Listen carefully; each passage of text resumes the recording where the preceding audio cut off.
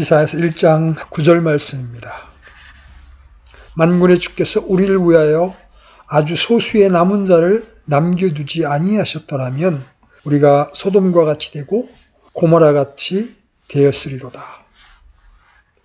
이사야는 죄가 비참한 삶, 노예 같은 삶이 되게 한다는 사실과 마침내는 우리를 완전히 무기력하게 하며 황폐하게 한다는 사실을 보여주었습니다.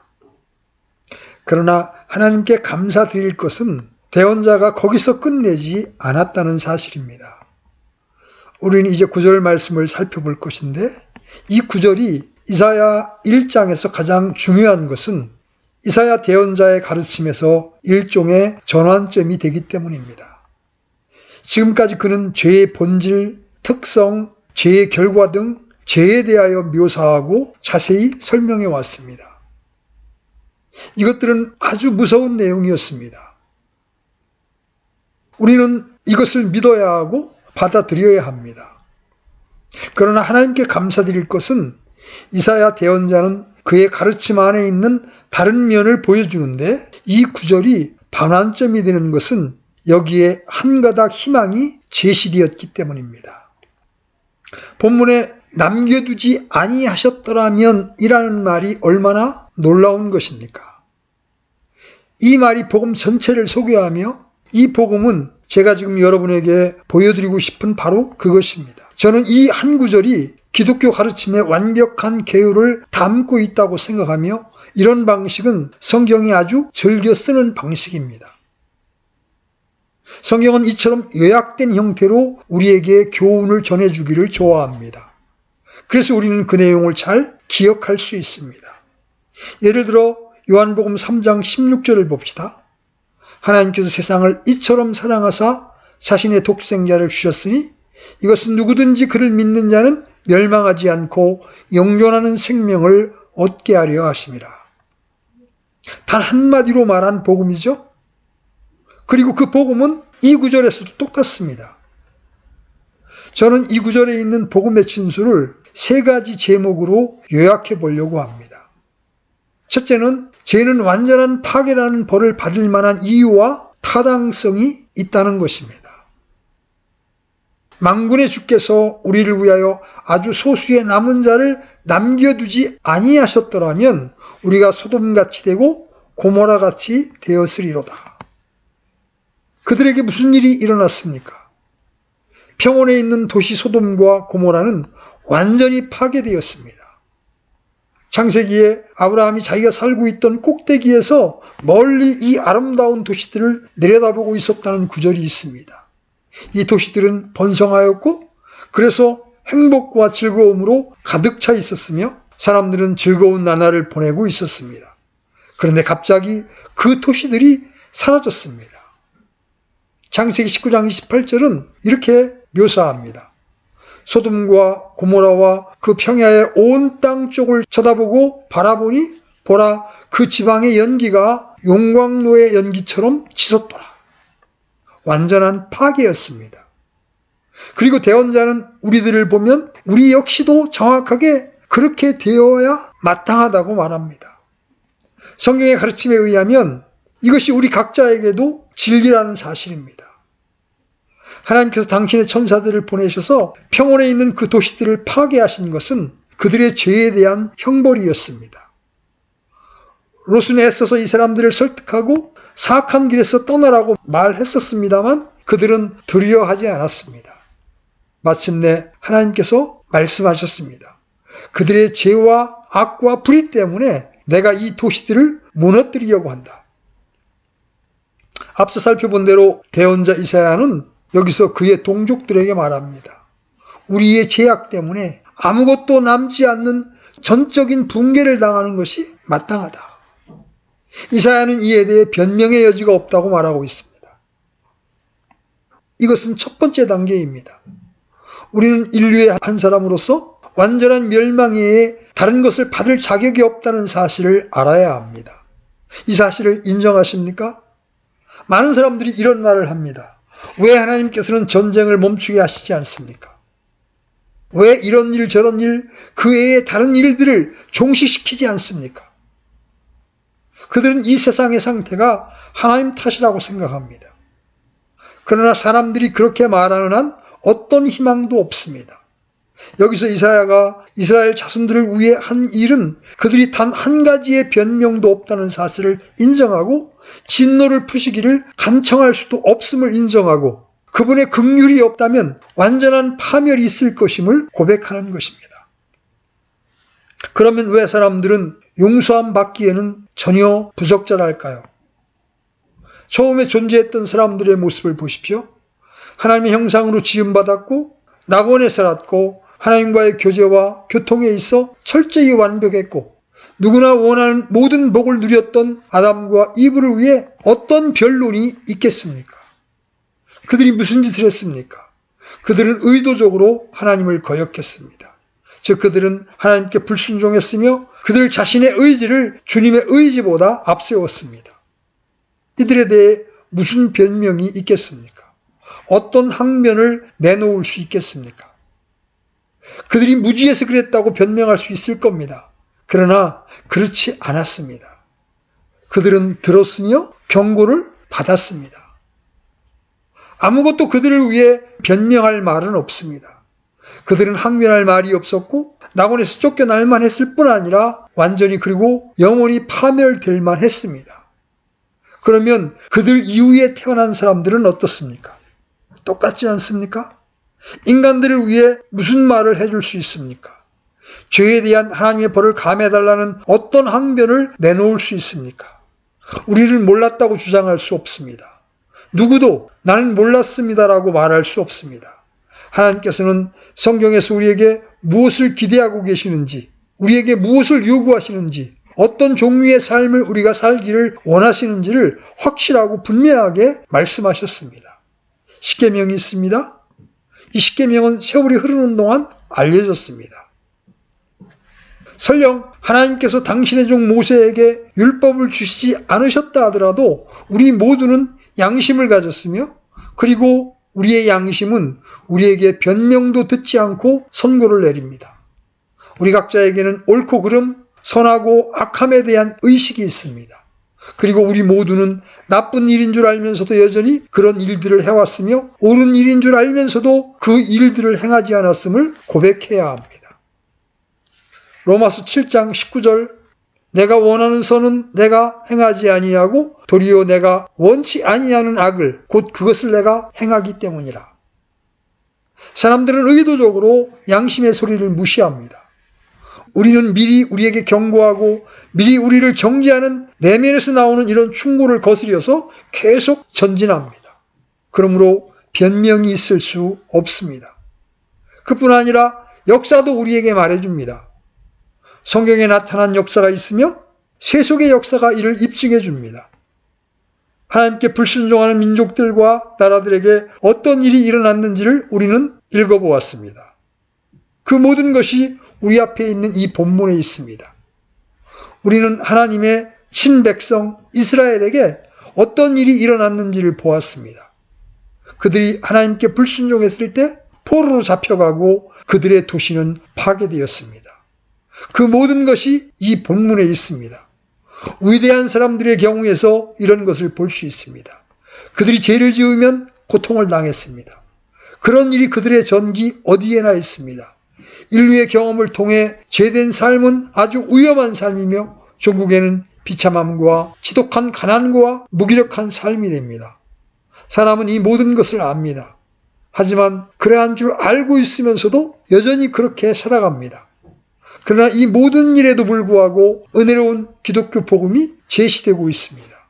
우리가 곁길로 가며 우리 자신들을 곤경에 처하게 할지라도 하나님께서 우리에게 말씀하시고 이렇게 이야기하십니다. 내가 그렇게 했을지라도 내가 너를 도로 받아주마. 내가 사하여 주마. 내가 새롭게 출발하게 해주마. 내가 내 아들을 보내서 너를 구원해 주마.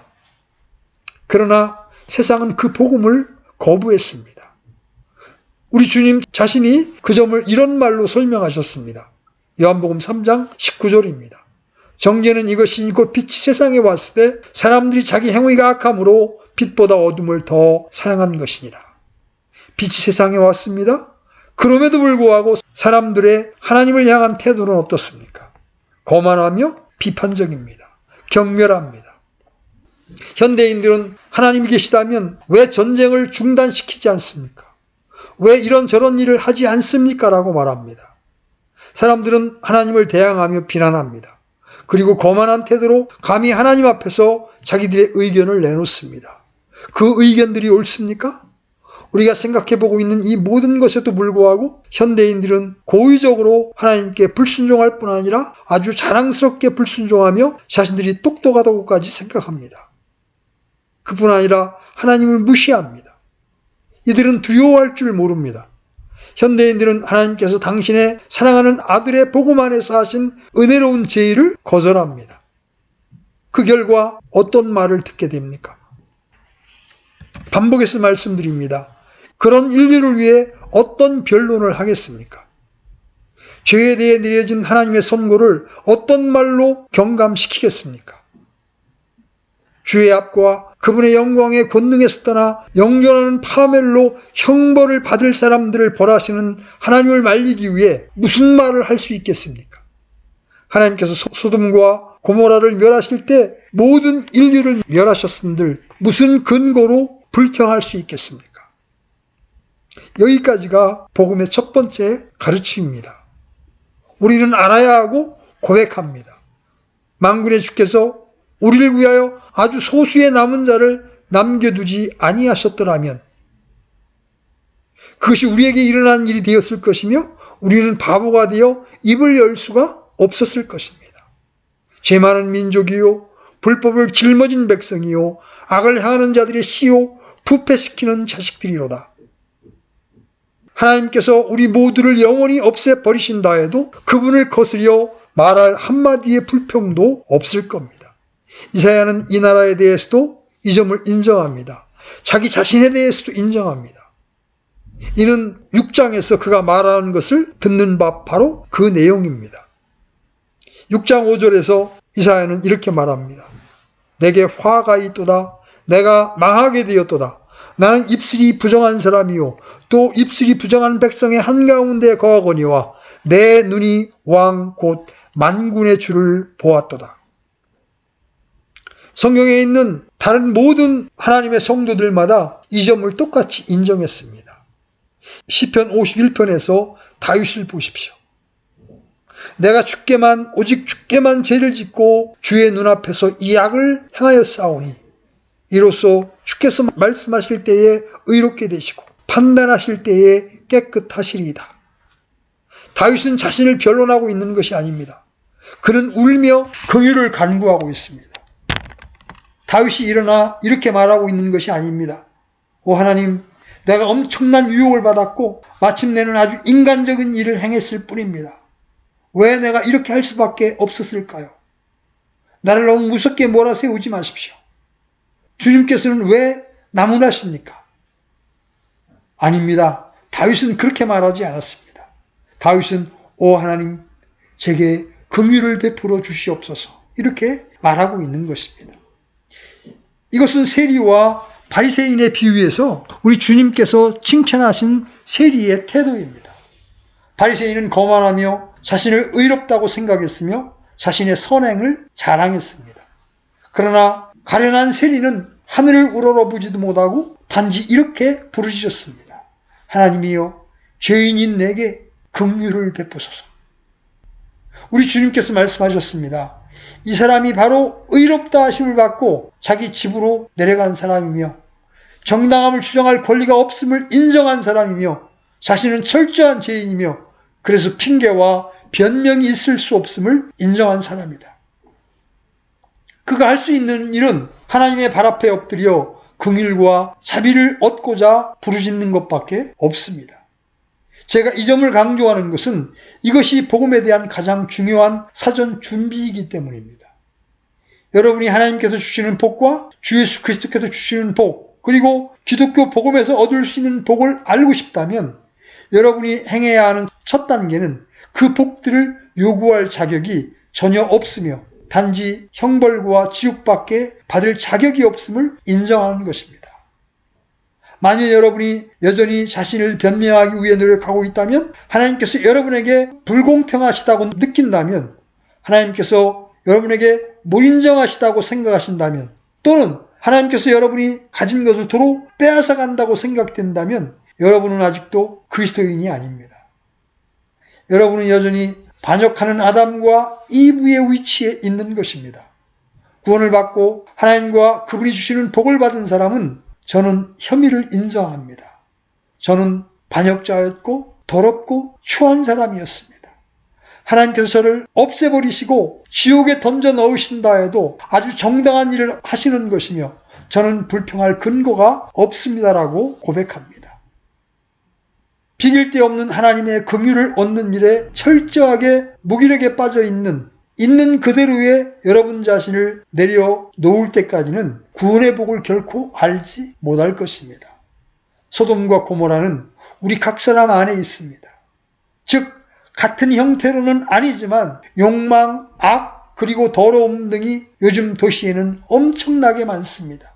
이 악, 하나님을 대항하는 이 반역, 이 포악한 삶, 이 대립의 삶, 하나님의 율법을 향해 침을 뱉는 이런 삶, 나면서부터 이런 것들이 우리 안에 있습니다.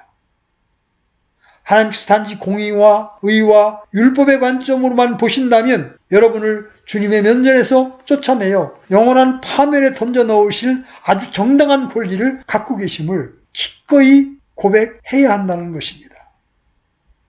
그분께서 단지 공의와 의와 율법의 관점에서 행하신다면 그런 일이 생길 것이라고 고백할 수 있으십니까? 자, 여기까지가 대언자가 설명하는 첫째 단계입니다. 두 번째 요지는 인간들이 자신의 구원에 대해 아무 일도 할 수 없다는 점입니다.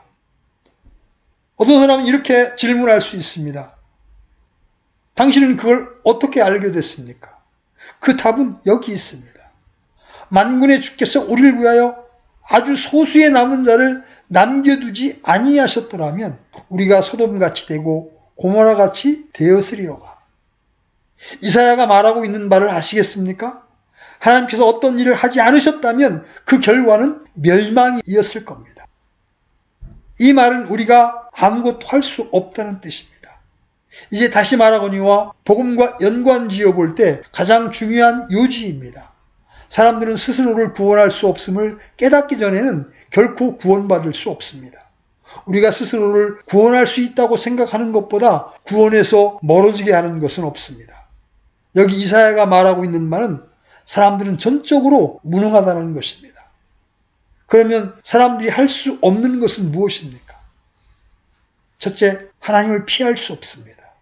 이스라엘이 곤경에 빠져 있으며 하나님으로부터 도망가려고 발버둥을 치고 있고 하나님께 등을 돌려대며 다른 신들과 거짓 대언자의 말에 귀를 기울입니다. 그렇습니다. 정확히 소돔과 고모라 같습니다. 그리고 가련한 롯은 그 가운데 사는 것을 택했습니다. 롯은 그렇게 하지 말아야 했습니다. 아브라함은 지혜로웠지만 산꼭대기에 살았습니다. 반면에 가련한 롯은 평지의 성읍, 곡식이 풍성한 땅에 가서 살고 싶었습니다. 이것이 사람들이 늘 하는 방식입니다. 사람들은 이런 지혜로 하나님을 피할 수 있다고 생각합니다. 그러나 이는 전적으로 불가능합니다. 이것이 이스라엘 자신들의 역사를 통해서 우리에게 보여주는 위대한 가르침입니다. 언제나 그들은 하나님에게서 떠나려고 애를 썼습니다. 다른 나라들의 신들에서 빠져들고서 말하기를 잘 될 거야. 하나님과는 인연을 끊었어. 우리 하나님은 너무나 편협해. 십계명 같은 거 봐. 얼마나 고리타분해. 그렇지만 이스라엘 자손들은 하나님을 피할 수 없었습니다. 그들이 어디를 가는지 하나님은 거기 계셨습니다. 그들이 어디를 가든지 하나님은 거기 계셨습니다. 그분은 무소부재하십니다. 이는 인류가 배워야 할 위대한 가르침이죠. 우리가 어디에 있느냐는 중요하지 않으며 하나님은 거기 계신다고 시편 기자는 시편 139편에서 말합니다. 내가 하늘로 올라갈지라도 주께서 거기 계시오며 내가 지옥에 내 침상을 펼지라도 보소서 주께서 거기 계시나이다. 내가 아침에 날개들을 취하여 바다 맨 끝 지역들에 가서 거할지라도 거기서도 주의 손이 나를 인도하시며 주의 오른손이 나를 붙드시리이다. 내가 말하기를 어둠이 반드시 나를 덮으리라 할지라도 밤조차 나를 두루는 빛이 되리이다. 참으로 어둠이 주를 떠나 숨지 못하며 밤이 나처럼 빛을 내나니 주께서는 어둠과 빛이 다 같으니이다. 주께서 내 콩팥을 소유하셨으며 내 어머니의 태에서 나를 덮으셨나이다.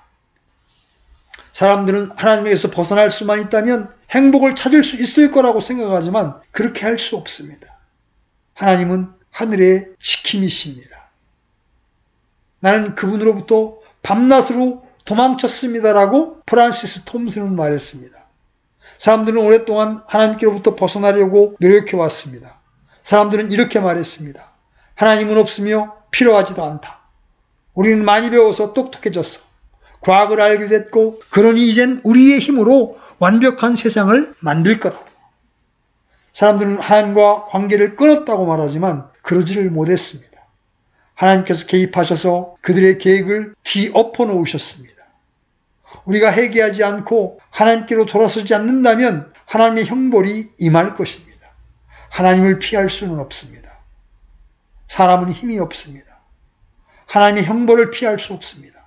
사람들은 점점 늙어가고 죽을 수밖에 없기 때문에 피하려고 애쓰는 것은 어리석은 일입니다.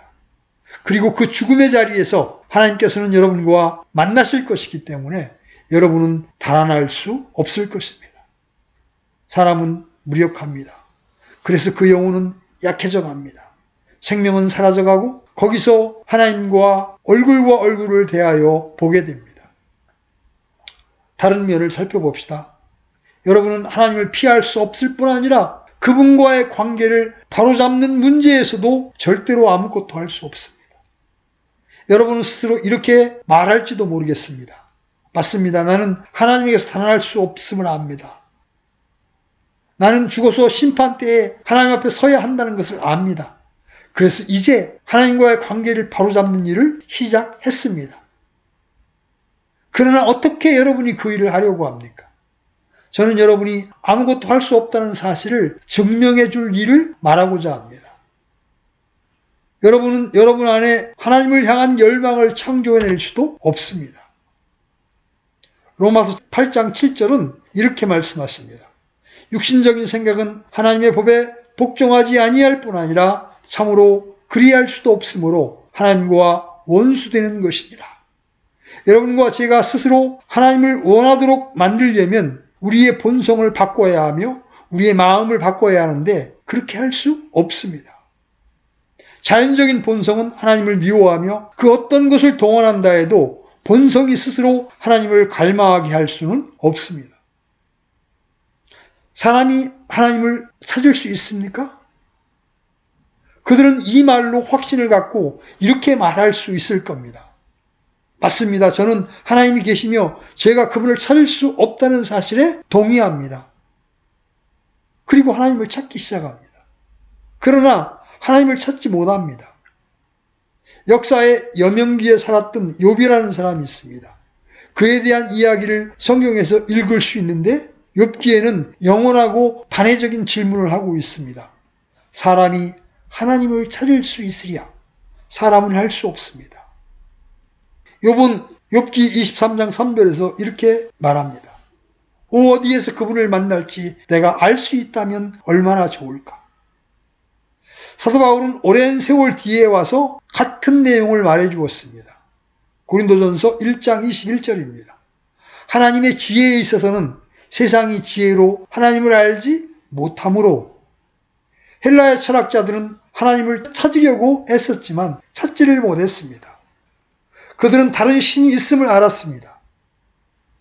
그분을 알지 못하는 신이라고 불렀습니다. 이 철학자들은 그 신을 위해 제단을 만들었지만 찾지는 못했습니다. 알지 못하는 신, 그분은 어디에 계십니까? 그분은 아주 숭고하며 위대하고 거룩합니다. 세상이 지혜로 하나님을 알지 못하였으므로. 게다가 사람들이 하나님을 찾기 시작했다 하더라도 어떻게 하나님을 대항하여 지은 지난날의 죄를 해결하겠습니까? 그뿐 아니라 저는 자신이 주님의 면전에 서기에 합당하게 만들어줄 만한 의를 이뤄낼 수 없습니다. 누가 주의 산에 오르리요? 누가 그분의 거룩한 곳에 서리요?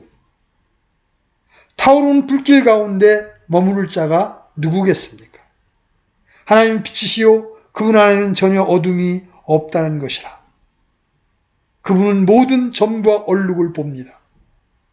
어떻게 내 손으로 깨끗하게 할 수 있습니까? 어디에서 의의 옷을 찾을 수 있습니까? 모든 사람이 죄를 지어 하나님의 영광에 이르지 못하는데 말입니다. 이 모든 것에 덧붙여서 이미 살펴본 대로 저는 더러운 결박에서 자신을 풀 수 없습니다. 우리는 인간의 노예 상태됨을 보았습니다.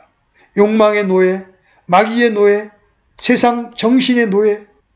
인간은 무기력합니다. 반면에 앞에 언급한 이런 것들은 강합니다. 여러분이 아무리 힘겹게 노력한다 하더라도 피할 수 없습니다.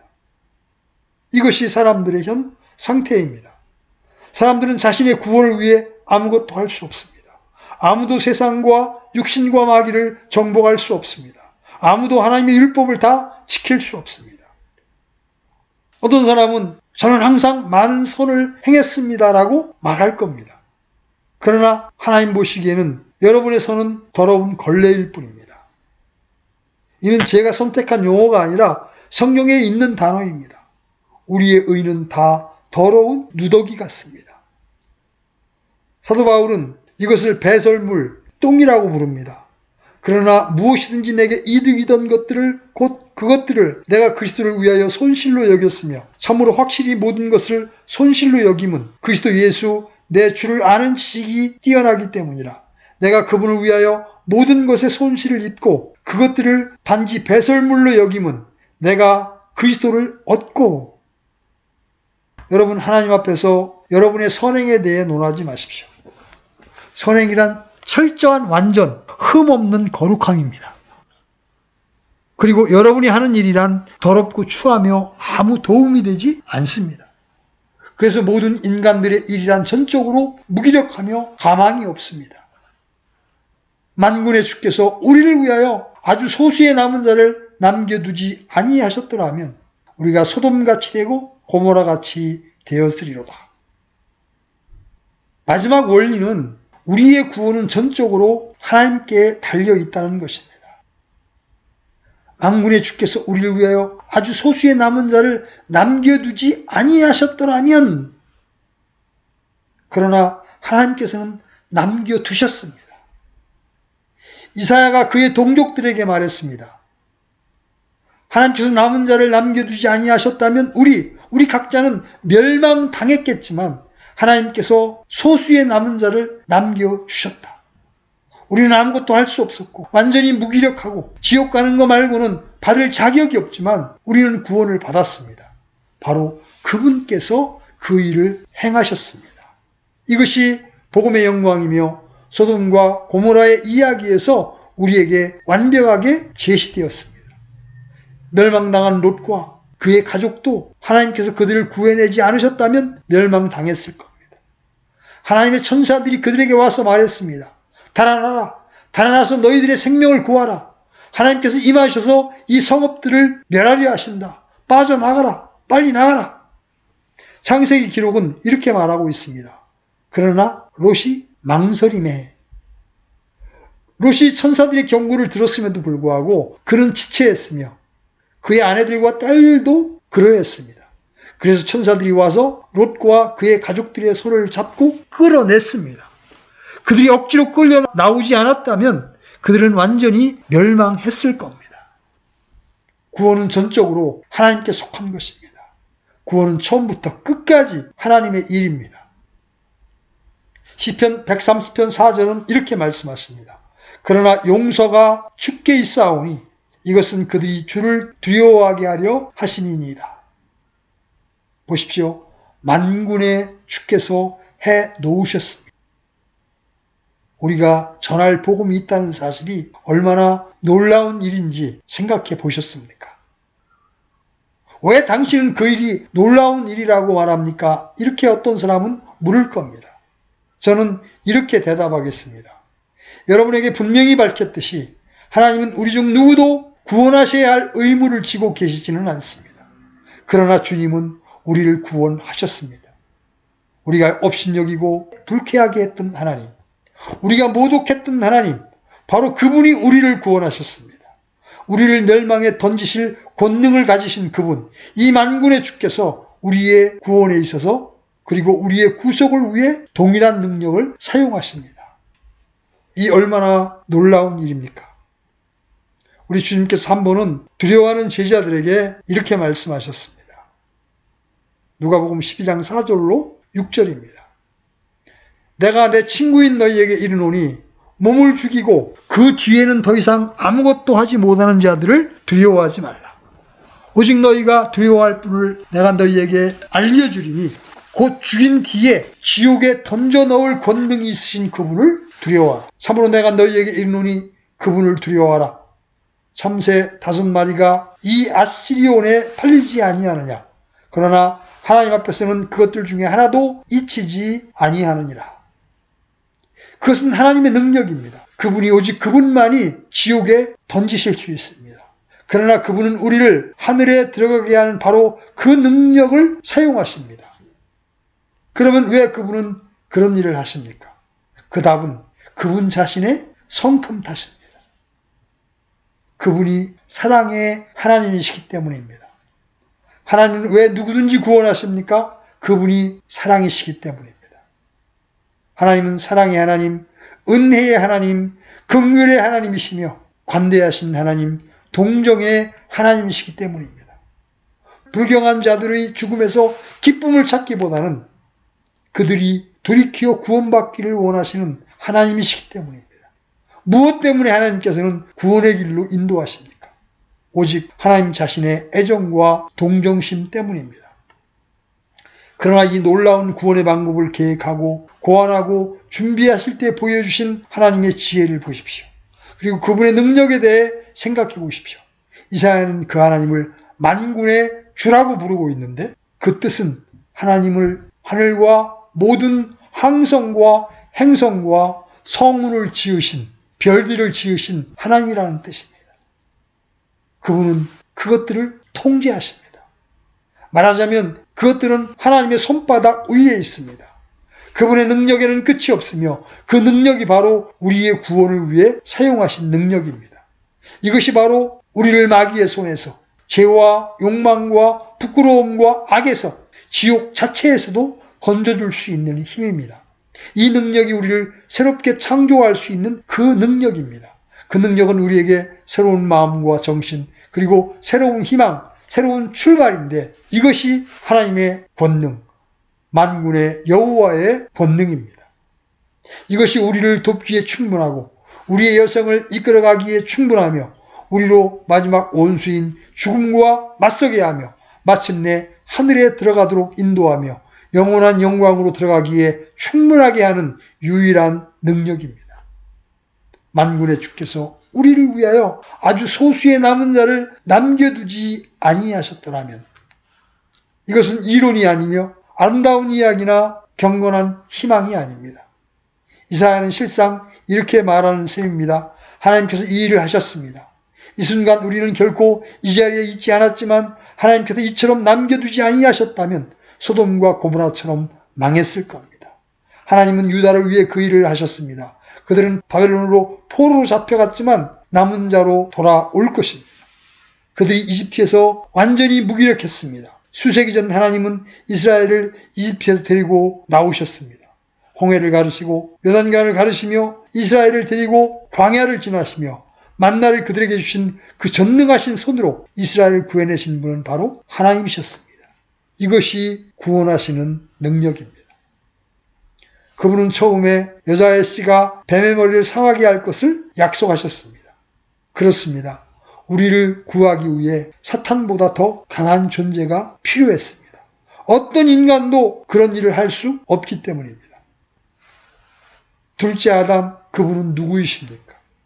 그리스도, 하나님의 아들, 베들레헴의 아기, 하나님 곧 전능하신 분이십니다. 지옥보다 강하시며 마귀보다 강하시며 정복자이시며 영원한 왕이시며 그 어깨에 정사를 메신 분, 즉 하나님이 보내신 분이십니다. 이 순간 온 세상이 지옥에 떨어져 있지 않는 이유는 무엇입니까?